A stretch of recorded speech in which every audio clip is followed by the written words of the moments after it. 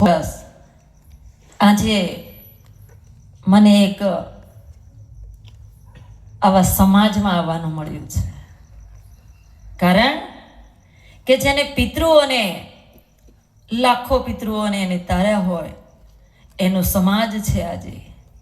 કારણ કે જેને આ પૃથ્વી ઉપર ગંગા ઉતારી હોય અને એવી જ આ અમારી ગંગાબેન અને મારા ભાઈ શ્રી રામભાઈ એમણે આ ગતગંગા અહીંયા એમના આંગણે તેડાવી છે. બહુ વર્ષો પહેલા જ્યારે આ ગંગા પૃથ્વી ઉપર આવી હતી પિતૃઓને તારવા માટે, આજે આપણી ગંગાબેને આ તમને બધાને અહીંયા તેડાવ્યા છે, આ ગતગંગાને અહીંયા ભેગી કરી છે. એટલે મારે ગંગાબેનને પણ ખૂબ ખૂબ ધન્યવાદ કહેવો છે કે આવી આ ગતગંગા ભેગી કરી છે, આવો સમાજ ભેગો કર્યો છે.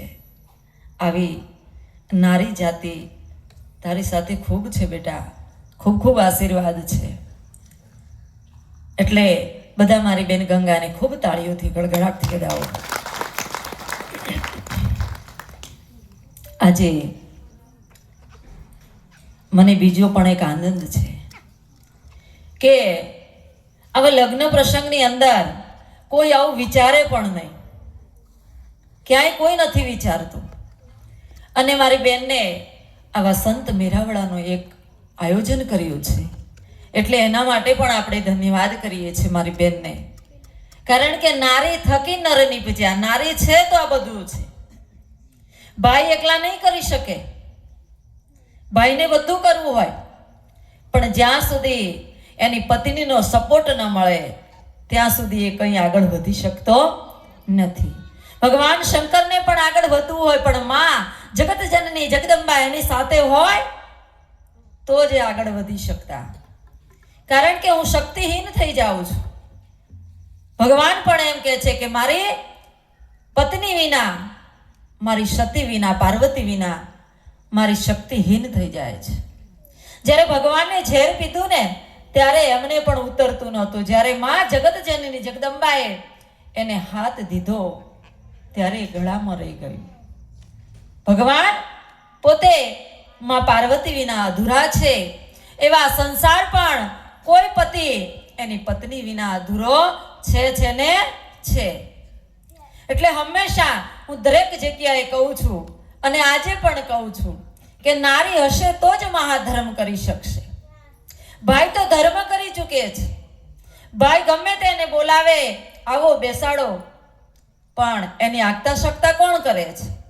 નારી કરે છે. એટલે હું દરેક જગ્યાએ નારીને એક જ શબ્દ કહું છું કે તમે મહાધર્મ કરતા શીખી જાઓ.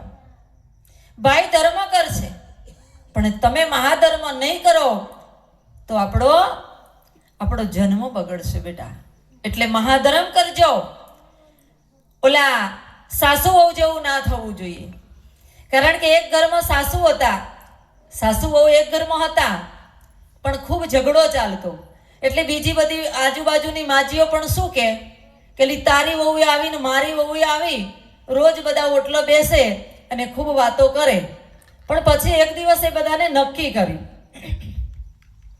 કે આપણે જાત્રા કરવા જવું છે. ત્યારે બધી માજીઓએ લક્ઝરી કરી.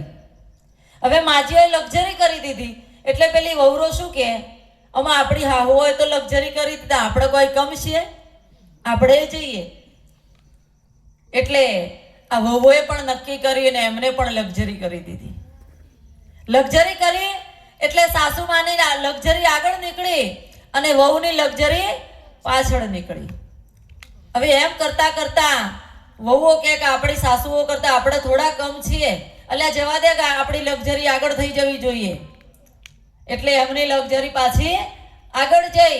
પાછી સાસુઓએ જોઈ લીધું કે આ તો બધી વહુરો પાછળથી આવીને આગળ થઈ જાય, તાણે એ તો આપણો પરણીને લાયા તો આપણા છોકરાના તે આપણાથી પહેલી હની જોય, અલ્યા જવા દે લક્ઝરી તું તાર. તે હાહુએ તો પાછી આગળ લક્ઝરી જવા દીધી, પાછી વહુએ જવા દીધી અને પાછી હાહુએ જવા દીધી. અને એમ કરતા કરતા આગળ ખીણ આવી અને લક્ઝરી અંદર પડી જઈ.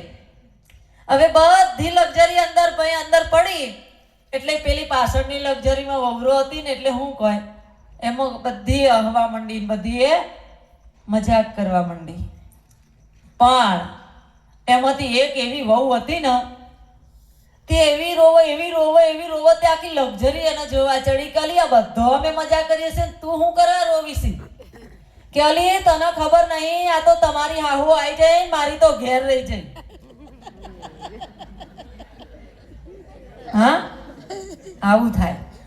એટલે હું તો કહું છું, મહેરબાની કરજો બેટા, કારણ કે સાસુ છે ને એ આપણી માં છે. કારણ કે એ માં હતી તો આપણે અહીંયા ઘર સંસાર માંડવા આવ્યા છીએ. હે, એ સાસુ જ ના હોત તો એનો દીકરો પણ ના થોત, અને એ દીકરો ના હોત તો આપણને પતિ પણ ના મળ્યો હોત. એટલે દરેક જગ્યાએ એક જ શબ્દ કહું છું કે ઘરે બધા પિયરમાં જાય ને એટલે માને કે અને ભાભીને કહીને આવે કે મારા મમ્મી પપ્પાની સેવા કરજે.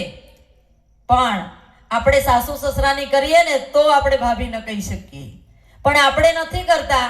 અને અહીંયા આપણે ભાભીને કહીએ તો ભાભી કરે ખરા, પણ શું કે તું તારું સંભાળી લેજે.